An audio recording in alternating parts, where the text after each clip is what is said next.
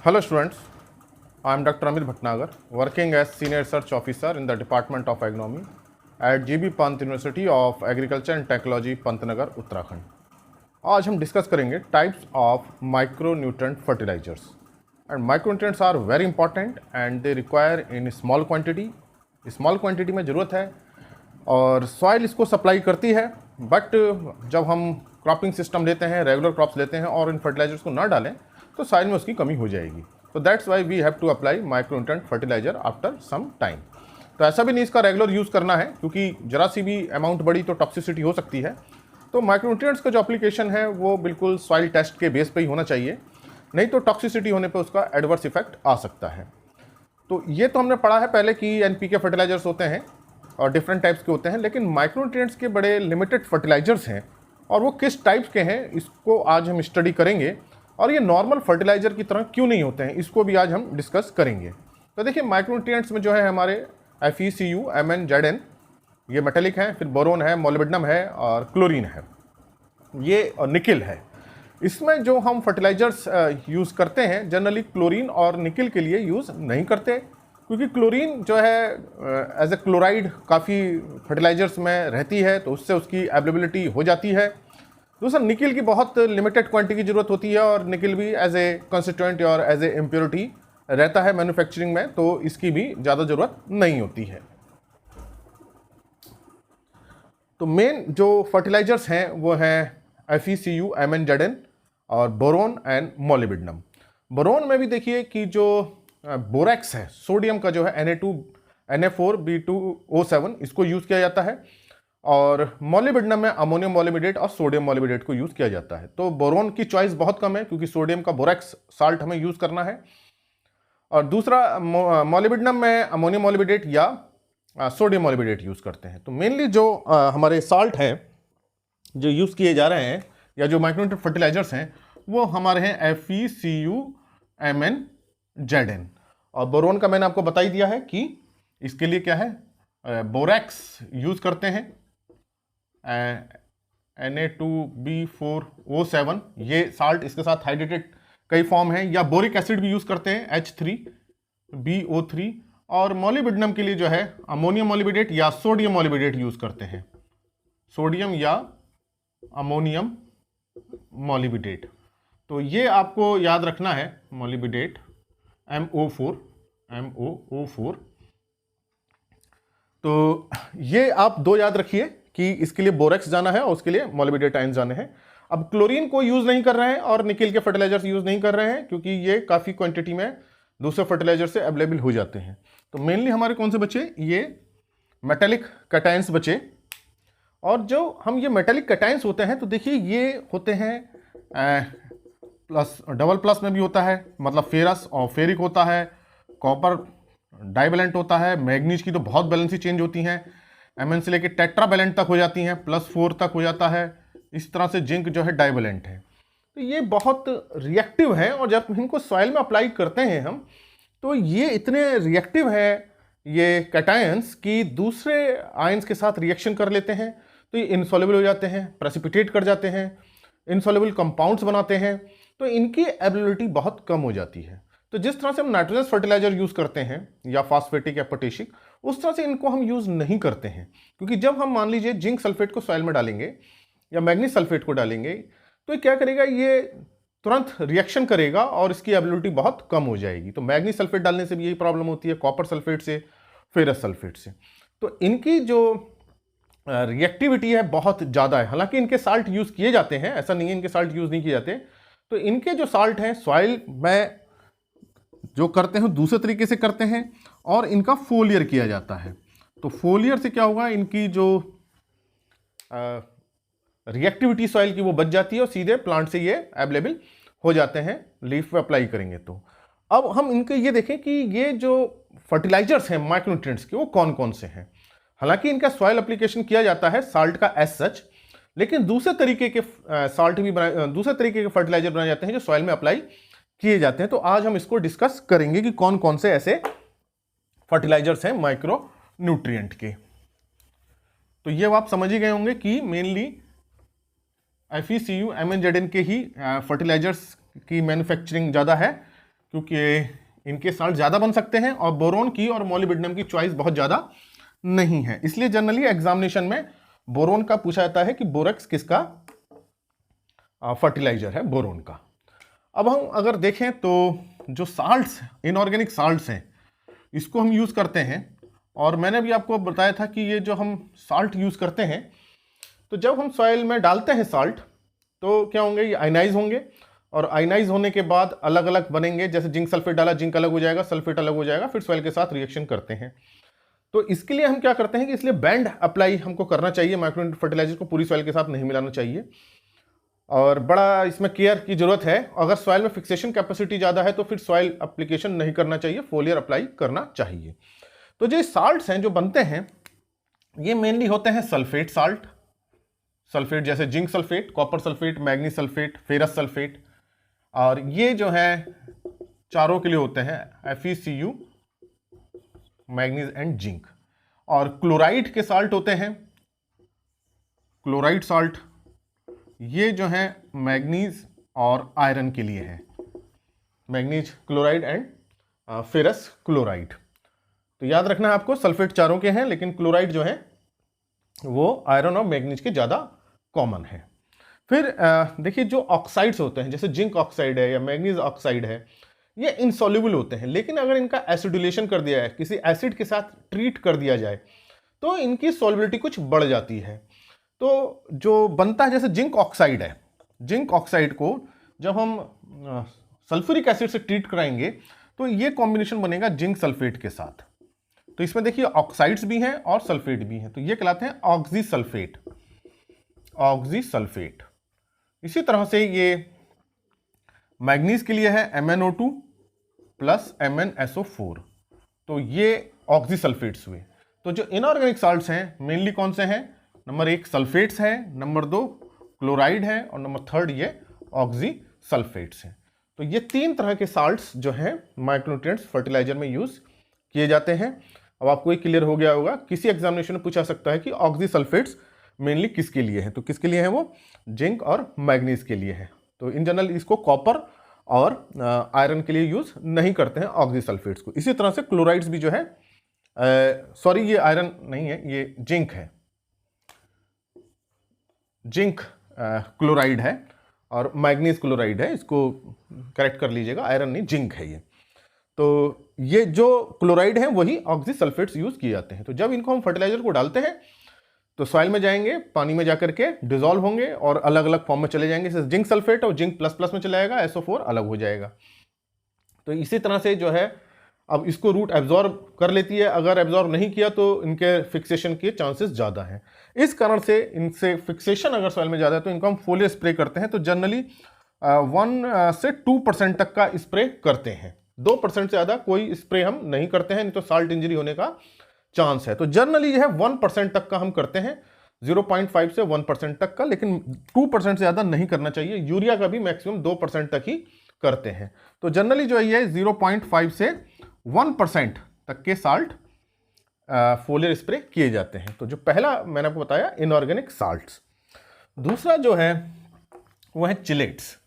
देखिए ये जो प्रॉब्लम है इनऑर्गेनिक साल्ट की, सॉइल में फिक्सेशन होने की, इसको कम किया जा सकता है चिलेट से। अब ये चिलेट क्या होते हैं, ये जो चिलेट वर्ड है, चिलेट मतलब पकड़ना किसी चीज को, और ये जो चिलेट है ये एक ग्रीक वर्ड चिली से लिया गया है।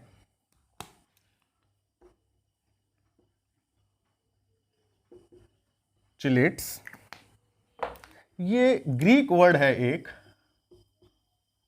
चिली, CHELE, चिली, और इसका मतलब होता है लॉबस्टर। एक झींगा टाइप की मछली होती है, केकड़े जैसी, लॉबस्टर क्लॉ, जो उसका पंजा होता है। तो उसका पंजा इस तरह से होता है, जो आगे चीज़ों पकड़ता है इस तरह से होता है, और यहाँ इसके ये इस तरह से ये मुंह के आगे रहता है, तो किसी चीज़ को यहाँ से ये आगे से पकड़ लेता है और ये चीज़ आकर के इसमें फंस जाती है। तो ये केकड़े में, झींगा मछली में इस तरह का होता है। लॉबस्टर झींगा मछली है, तो वो अपने उसको शिकार को ऐसे पकड़ लेती है, तो फंस जाता है। इसी तरह से जो चिलेट्स हैं वो मतलब वही है कि माइक्रोन्यूट्रिएंट्स को पकड़ लेते हैं, और इनके अंदर ये एक मॉलिक्यूल होते हैं और मॉलिक्यूल के अंदर जाके मेटेलिक आयन फिक्स हो जाता है और उसको फिर ईजिली अवेलेबल नहीं होता है और एकदम से सॉइल में जाके अवेलेबल नहीं होता है। ये अवेलेबल कब होता है? जब ये रूट सरफेस पे पहुंचता है, रूट ईयर पे, तभी ये पहुंचता है, तभी ये रिलीज करता है। तो जो चिलेट्स हैं, अब आपको समझ में आ गए होंगे कि ये चिलेट्स क्या काम करते हैं। अपने स्ट्रक्चर में बॉन्डिंग से मेटेलिक आयन को पकड़ लेते हैं, बॉन्ड बना लेंगे और उसके अंदर वो फंस जाएगा। अब सॉइल के अंदर ये रिलीज नहीं होगा। कब रिलीज होगा? जब ये रूट सरफेस पे पहुंच जाएगा, रूट हेयर पे पहुंचेगा, तो चिलेट्स उस आयन को रिलीज कर देते हैं और वापस जो है सॉइल में आ जाते हैं और जो आयन है वो अवेलेबल हो जाता है प्लांट को। तो अब इसमें जो चिलेट्स हैं मेनली जो है EDTA बहुत कॉमन है, ethylene diamine tetra acetic acid. तो ये जो है FeCu MnZn सभी में यूज किए जाते हैं, मेटेलिक कैटायंस में यूज किया जाता है इनका, FeCu MnZn। इसी तरह से HEDTA है, हाइड्रोक्सी EDTA, इसका बहुत कॉमन यूज है। DTPA, ये है डाई इथाइलिन ट्राईअमीन पेंटा एसिटिक एसिड, इसका भी यूज किया जाता है। आयरन में, जिंक में इनके बहुत ज्यादा यूज है। इसी तरह से NTA है, ये जिंक में यूज किया जाता है, जिंक के लिए काफी कॉमन है। नाइट्राइलियो एसिटिक एसिड। तो ये पूछा सकता है कि कौन सा जो है चिलेट्स कॉमनली यूज किया जाता है, तो मेनली जो है EDTA है और HEDTA, ये दो काफी यूज किए जाते हैं और DTPA को भी यूज किया जाता है। NTA का यूज काफी कम है, लेकिन ये भी एक सिंथेटिक चिलेट है। तो इसको सिंथेटिक इसलिए बोला जा रहा है क्योंकि इसको बनाया जा रहा है, इनको रिएक्शन कर रहे हैं मेटेलिक कैटायन के साथ। रिएक्शन करने के बाद क्या होगा कि जैसे कि जिंक EDTA बन गया, जिंक EDTA बन गया या FeEDTA बना, इसका रिएक्शन कराया जाता है इनके साथ। अब ये जो है सॉइल में एज सच ही रहेगा। अब जब ये एज सच रहेगा तो सॉइल में सॉल्युबल तो होते हैं, ये पानी में घुल तो जाते हैं ये, और लेकिन आयनाइज नहीं होते, बट नॉट आयनाइज। अब इसमें जब आयनाइज नहीं होंगे तो जिंक EDTA से अलग नहीं होगा, जबकि जिंक सल्फेट क्या होता है, आयनाइज हो जाता है, जिंक अलग हो जाता है, सल्फेट अलग हो जाता है। लेकिन ये आयनाइज नहीं हो रहा तो जिंक EDTA के साथ जुड़ा हुआ, उसके स्ट्रक्चर में जुड़ा हुआ है। लेकिन जब ये रूट सरफेस पे पहुंचेगा, रूट हेयर पे पहुंचेगा, तो प्रोसेस होते हैं, काफी प्रोसेस होते हैं, वहां जिंक अलग हो जाएगा, EDTA अलग हो जाएगा, तो वहां जो है इसका एब्जॉर्प्शन हो जाता है। या अगर नहीं भी होता है तो रूट में कुछ सेल वाल में पोर्स रहते हैं, उसके थ्रू भी ये एब्जॉर्प्शन इसका हो जाता है। तो चिलेट्स जो है कुछ पोर्शन उसका अंदर चला भी जाता है सेल वाल के, अदरवाइज उसको वहां रिलीज कर देता है। तो प्लांट्स भी जो है कुछ अपने नेचुरल चिलेट्स निकालते हैं, फाइटोसाइड्रोफोर्स जिनको बोलते हैं। खासतौर से आयरन के लिए म्यूजिनिक एसिड है, ये फाइटोसाइड्रोफोर है जो आयरन का एब्जॉर्प्शन करता है, रूट्स इसको रिलीज करती हैं। और ये म्यूजिनिक एसिड जो है आयरन के साथ कंबाइन करता है, उसको रूट सरफेस तक लेके आता है और रूट सरफेस पर लाके उसको रिलीज कर देता है और आयरन का एब्जॉर्प्शन हो जाता है। तो फाइटोसाइड्रोफोर्स भी चिलेट की कैटेगरी में आते हैं, लेकिन वो म्यूजिनिक एसिड नेचुरल साइड्रोफोर है। और ये जो है चिलेट्स जो है सिंथेटिक चिलेट्स हैं। तो आपको समझ में आ गया होगा कि चिलेट्स क्या होते हैं, जो अपने स्ट्रक्चर में लॉन्ग स्ट्रक्चर होता है, मेटेलिक आयन के साथ बॉन्डिंग कर लेते हैं। तो इस तरह से इनकी जो अवेलेबिलिटी है वो साल्ट से, जो इनऑर्गेनिक साल्ट से करीब 3 to 5 टाइम्स ज़्यादा है। 3 to 5 टाइम्स इनका एब्जॉर्प्शन ज़्यादा होता है, क्योंकि ये सॉइल में रिएक्शन ही नहीं कर रहे हैं, इनका प्रेसिपिटेशन होता ही नहीं है, फिक्सेशन नहीं होता, तो इनकी अवेलेबिलिटी ज़्यादा है। लेकिन इनकी कॉस्ट, मैन्युफैक्चरिंग कॉस्ट ज़्यादा होती है, इस कारण से ये महंगे बिकते हैं। और इनका फोलियर स्प्रे भी कर सकते हैं। तो ये जो ऑर्गेनिक वाले होते हैं, जब स्पेस लीफ पे अप्लाई किया जाता है, मान लीजिए लीफ है और लीफ पे क्या रहती है, वैक्स रहती है, क्यूटिकल रहती है, तो नॉर्मल जो हम साल्ट जैसे अप्लाई कर रहे हैं, जिंक सल्फेट का फोलियर स्प्रे कर रहे हैं, तो उसका पेनिट्रेशन कम होता है। लेकिन इसमें ये ऑर्गेनिक मॉलिक्यूल है, तो ये उसको वैक्स को डिसॉल्व कर देते हैं और इनका ईजिली पेनिट्रेशन हो जाता है। तो आजकल जो है चिलेट्स के फोलियर स्प्रे भी किए जा रहे हैं और इनका पेनिट्रेशन वैक्स को, क्यूटिकल को डिसॉल्व करके होता है, जो कि नॉर्मल साल्ट में इतनी ईजिली नहीं होता। तो ये मैंने आपको बताया चिलेट्स, तो बहुत इंपॉर्टेंट है इनऑर्गेनिक साल्ट्स जो माइक्रोन्यूट्रिएंट्स फर्टिलाइजर में है। दूसरा चिलेट्स, तो ये आपको जानना बहुत जरूरी है, चिलेट्स क्या होते हैं और किस तरह से वर्क करते हैं और कौन कौन से कॉमन चिलेट्स हैं। थर्ड टाइप के जो यूज किए जा रहे हैं वो फ्रिट्स हैं। फ्रिट्स एक्चुअली में स्पेशल टाइप ग्लास होती हैं, सैंड को फ्यूज़ कर दिया जाता है माइक्रोन्यूट्रिएंट्स के साथ, और फिर जब इनको हम अप्लाई करते हैं तो सॉइल में डिसॉल्व हो जाती हैं और माइक्रोन्यूट्रिएंट्स को रिलीज कर देते हैं। तीसरे पे है फ्रिट्स। अब फ्रिट्स क्या है? ये स्पेशल टाइप ग्लास, इसको नोट कर लीजिए आप, ये स्पेशल टाइप ग्लास है। अब ये जो है कैसे बनाए जाते हैं? माइक्रोन्यूट्रिएंट के साथ जो है सैंड को मेल्ट किया जाता है, रिएक्शन बनाए जाते हैं, बीड्स बनाई जाती हैं ग्लास की, इसी को हम फ्रिट्स बोलते हैं। तो आयरन फ्रिट्स है, कॉपर फ्रिट्स हैं, जिंक फ्रिट्स हैं। तो इसके अंदर जो है फ्रिट्स में माइक्रोन्यूट्रिएंट्स को डिसॉल्व कर दिया जाता है और ऑक्यूलेटेड रहते हैं उन सैंड के साथ या सिलिकॉन के स्ट्रक्चर के साथ ऑक्यूलेटेड रहते हैं फ्रिट्स में। और जब इसको हम सॉइल में अप्लाई करते हैं तो धीरे धीरे धीरे डिसॉल्व होते हैं, और जब ये डिसॉल्व होते हैं तो इसमें से माइक्रोन्यूट्रिएंट रिलीज होते हैं। तो ये फ्रिट्स बहुत इंपॉर्टेंट हैं, जो बहुत ही हाईली लीज्ड सॉइल हैं। हाईली लीज्ड सॉइल के लिए बहुत इंपॉर्टेंट है ये, क्योंकि हाईली लीज्ड सॉइल में क्या होता है कि लीचिंग ज़्यादा होगी, तो जैसे ही न्यूट्रिएंट रिलीज होगा पानी के साथ लीच कर जाएगा। तो हाई इरिगेशन वाले एरिया में जहाँ हाई रेनफॉल है वहाँ लीचिंग की प्रॉब्लम है, कोर्स टेक्सचर है सॉइल है वहाँ बहुत ज़्यादा है, सैंडी सॉइल है वहाँ लीचिंग बहुत ज़्यादा है। तो ऐसी सॉइल में फ्रिट्स काफ़ी इफेक्टिव होते हैं। तो ये कॉपर, जिंक, मैग्नीज, आयरन, इनके फ्रिट्स अवेलेबल हैं। तो ये आपको पता होना चाहिए ये है क्या। एक्चुअल में ये स्पेशल टाइप ग्लास है जिसमें माइक्रोन्यूट्रिएंट को फ्यूज कर दिया गया है। फोर्थ नंबर पे है natural organic complex. Natural organic complex of plant origin. Plant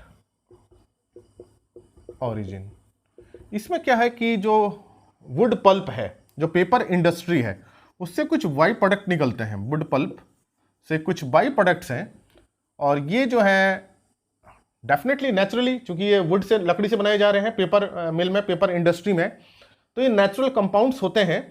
और इन नेचुरल कंपाउंड्स में जिंक को या आयरन को या कॉपर को, जो भी ये एलिमेंट है, इनको रिएक्शन कराए जाते हैं और इनके कॉम्प्लेक्स बनाए जाते हैं। तो ये जो बाई प्रोडक्ट हैं, ये वुड पल्प के बाई प्रोडक्ट, तो इसमें जो मेनली जो है वो है पॉलीफ्लोविनाइड्स। पॉलीफ्लेवोनाइड्स ये बहुत इंपॉर्टेंट है। और दूसरा है सल्फोनेट्स है, और सल्फोनेट्स लिग्नोसल्फोनेट्स हैं, ये लिग्नोसल्फोनेट्स हैं और पॉलीफ्लेवोनाइड्स हैं। अब ये इसमें रहते हैं, और ये इनके साथ जो है, जो भी है आयरन है या कॉपर है या जिंक है या मैग्नीज है, इसके रिएक्शन कराए जाते हैं। तो ये इनके चूंकि लॉन्ग ऑर्गेनिक स्ट्रक्चर है, इसके साथ ये इसमें चेन में बॉन्ड के साथ आ जाते हैं, या हम कह रहे हैं इनके साथ रिएक्शन कर लेते हैं। तो ये एक पूरा कॉम्प्लेक्स बन जाता है। तो ये जो कॉम्प्लेक्स है, अब ये इसके साथ इसके स्ट्रक्चर में रहेगा, और जब हम इसको सॉइल में अप्लाई करेंगे तो ये धीरे धीरे डिकम्पोज होगा, और जब डिकम्पोज होगा तो इसकी एबिलिटी धीरे धीरे इसको रिलीज करेगा, इसकी एबिलिटी बढ़ जाएगी। तो ये भी एक तरह से चिलेट्स हैं, देखा जाए तो चिलेट्स हैं, जिसको हम नेचुरल चिलेट्स कह सकते हैं, क्योंकि चिलेट्स भी यही काम करते हैं, माइक्रोन्यूट्रिएंट्स को बाइंड कर लेते हैं, होल्ड कर लेते हैं बॉन्ड से, और फिर उसको रिलीज करते हैं। इनका भी यही काम है। ये जो पॉलीफ्लेवोनाइड्स हैं या लिग्नोसल्फोनेट्स हैं, ये भी यही काम करते हैं। इसके साथ रिएक्शन कर लिया, अब जब हम अप्लाई करेंगे धीरे धीरे डिकम्पोज होंगे, डिकम्पोजिशन से इनके बॉन्ड टूटेंगे, और तब इसकी एबिलिटी बढ़ जाएगी। लेकिन सिंथेटिक चिलेट्स के कंपैरिजन में ये जल्दी डिकम्पोज हो जाते हैं, तो एबिलिटी जल्दी हो जाती है। तो इतनी देर तक ये होल्ड नहीं कर पाते हैं न्यूट्रिएंट्स को जितने कि सिंथेटिक चिलेट्स करते हैं। यही कारण है कि माइक्रोन्यूट्रिएंट्स में जो सिंथेटिक चिलेट्स हैं वो ज़्यादा पॉपुलर हैं। उसके बाद साल्ट यूज़ किए जाते हैं। फ्रिट्स की कॉस्ट बहुत ज़्यादा आती है, और इसकी इफिकेसी उतनी ज़्यादा नहीं, सिंथेटिक चिलेट से इसकी इफिकेसी कम रहती है। और ये हर जगह इनकी अवेलेबिलिटी नहीं है, जहाँ पेपर इंडस्ट्री वहीं इनकी अवेलेबिलिटी होती है। तो ये मैंने आपको 4 तरीके के फर्टिलाइजर्स बताए जो माइक्रोन्यूट्रिएंट्स में यूज किए जाते हैं, इनऑर्गेनिक साल्ट्स। नंबर 2 मैंने बताया चिलेट्स, बहुत कॉमन है। थर्ड नंबर पे फ्रिट्स, और फोर्थ है natural organic complex of plant origin. तो जनरली ये पेपर मिल जहां रहेंगी वहां से ये ऑब्टेन किए जाते हैं। तो ये क्वेश्चन पूछा सकता है कि ये जो बनाए जाते हैं याले किस इंडस्ट्री से रिलेटेड है। पेपर मिल से ज़्यादा रिलेटेड है, क्योंकि इसके लिए वुड पल्प चाहिए जिसमें कि लॉन्ग ऑर्गेनिक स्ट्रक्चर वाले कंपाउंड्स होते हैं। तो ये मैंने आपको बताया कि कौन कौन से टाइप्स हैं, और मोस्ट कॉमन कौन कौन से वो भी मैंने आपको बताया। और जो इनऑर्गेनिक साल्ट्स हैं उसको फिर से समझ लीजिए, सॉइल एप्लीकेशन उसका बड़ा केयरफुली किया जाता है, रेस्ट्रिक्टेड है उसका। जनरली हम उसको फोलियर अप्लाई करते हैं, सॉइल एप्लीकेशन उसका अवॉइड करते हैं। जब तक बहुत ज़्यादा जरूरत ना हो सॉइल अप्लाई नहीं करते, फोलियर अप्लाई करते हैं, नहीं तो सॉइल में उनका फिक्सेशन हो जाता है। लेकिन चिलेट्स को हम सॉइल अप्लाई कर सकते हैं, फोलियर अप्लाई भी कर सकते हैं और सॉइल अप्लाई भी कर सकते हैं। तो चिलेट्स के ये एडवांटेज है कि हम उसका सॉइल एप्लीकेशन ईजिली कर सकते हैं। और फ्रिट्स भी सॉइल एप्लीकेशन है, इनका भी सॉइल एप्लीकेशन है। तो ये आज मैंने आपको बताया कि कौन कौन से टाइप्स हैं माइक्रो न्यूट्रिएंट्स के। तो ये लेक्चर आपको अच्छा लगा हो तो इसे लाइक करें और स्टूडेंट्स के साथ शेयर करें। अगर चैनल सब्सक्राइब नहीं किया है तो सब्सक्राइब करें। Thank you very much.